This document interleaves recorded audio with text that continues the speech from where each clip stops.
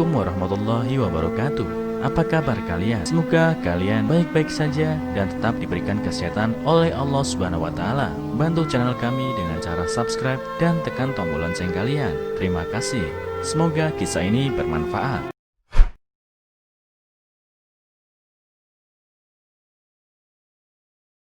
Tanpa sepengetahuan suami dan ibu mertua, diam-diam aku selalu mengirim uang untuk ibu kandung di rumah. Suatu hari ibu mertua mengirim pesan mengejutkan yang membuatku menangis.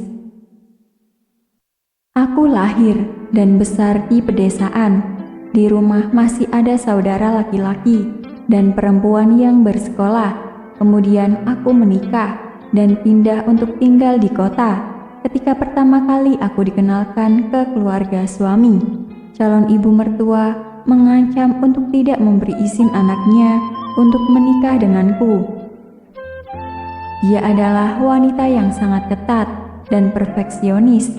Setelah melihat diriku, tatapan calon ibu mertua terasa sangat mengerikan. Terasa sekali dia tidak senang denganku. Kemudian suamiku mengatakan bahwa sebenarnya ibunya memiliki seorang teman dengan anak perempuan yang belajar di luar negeri. Dia bermaksud menjodohkannya dengan putranya itu, tapi putranya tidak mau, mengatakan bahwa dia hanya ingin menikah denganku. Sehingga sikap ibunya sedikit tidak puas. Pacarku mengatakan bahwa sebetulnya ibunya sangat baik. Nanti juga dia akan mengerti. Setelah menikah, aku dan suami sama-sama bekerja. Penghasilan suamiku cukup besar. Kukatakan pada diriku sendiri bahwa meski sudah menikah, tapi uangnya harus jelas. Aku juga ingin menghemat uang dan mengirim untuk orang tua di rumah. Karena aku juga tahu orang tuaku di desa juga agak kesulitan secara ekonomi. Tapi bagaimana jika sampai ibu mertua tahu? Dia sangat pemarah. Akhirnya aku memutuskan untuk mengirim uang secara diam-diam, bahkan tanpa sepengetahuan suami. Ibuku bukan orang yang serakah, jadi dia hanya menghubungiku untuk meminta uang saat dia benar-benar membutuhkannya. Tapi tetap aku akan mengirimi uang secara rutin untuknya setiap bulan. Biasanya hanya sejumlah kecil dan paling banyak pernah sampai 3 juta rupiah. Suatu ketika aku sedang berada di rumah dan suamiku belum pulang kerja. Saat itu seluruh keluarga sedang menonton televisi. Ibuku menelpon. Ibu sangat jarang sekali menelpon, jadi aku berpikir kali ini mungkin ibu menelpon karena ada sesuatu hal yang penting. Aku berpikir bahwa mungkin ibu perlu uang, jadi aku pergi ke kamar mandi untuk menjawab teleponnya. Ibuku mengatakan bahwa adikku yang nakal memanjat pohon dan jatuh. Sekarang harus dibawa ke rumah sakit. Tapi ibuku tidak punya uang.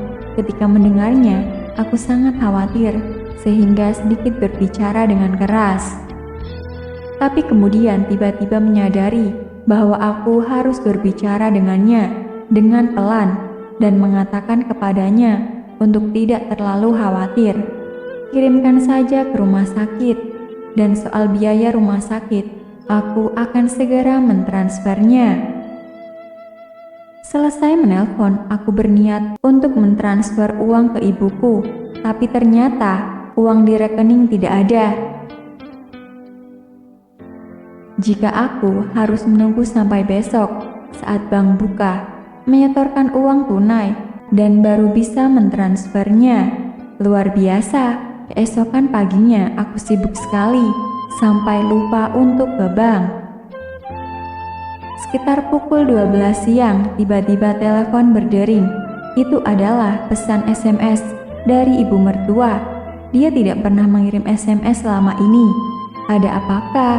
Apakah kemarin aku bicara terlalu keras di kamar mandi sampai dia mendengar kalau aku mau mengirim uang? Jantungku berdegup kencang, namun tetap harus membuka pesan. Aku pun membuka pesannya. Dia berkata, "Nak, ibu baru-baru saja menyuruh suamimu untuk mengirim uang untuk keluargamu. Keluargamu berada dalam kondisi kritis. Kenapa tidak meminta bantuan?" Aku kaget dan kemudian berpikir ibu mertua pasti mendengar pembicaraanku kemarin di kamar mandi. Tapi aku benar-benar tidak menyangka dia akan berbuat seperti itu, melihat dari sikap dan perilakunya selama ini. Tiba-tiba suamiku berteriak dan bertanya, mengapa tidak memberitahunya bahwa adikku terluka parah dan harus dirawat. Dia mengatakan bahwa dia sudah mentransfer uang ke ibuku dan akhir pekan ini kami akan pulang untuk menengok keluargaku. Aku terdengar dan hampir menangis. Selama ini ibu mertua hampir tidak pernah memberiku bahkan satu senyuman saja. Aku mulai merasa malu. Selama ini diam-diam mengirim uang, curiga pada ibu mertua, di mana faktanya benar seperti yang dikatakan suamiku.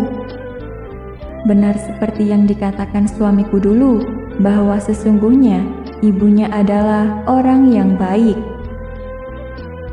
Ada beberapa hal yang jika sebetulnya kita mau saling terbuka satu sama lain, maka tidak perlu ada begitu banyak kecurigaan dan kesalahpahaman.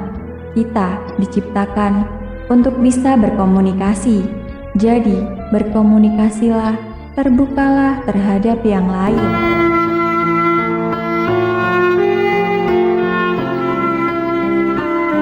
Assalamualaikum warahmatullahi wabarakatuh. Apa kabar kalian? Semoga kalian baik-baik saja dan tetap diberikan kesehatan oleh Allah Subhanahu wa taala. Bantu channel kami dengan cara subscribe dan tekan tombol lonceng kalian. Terima kasih. Semoga kisah ini bermanfaat.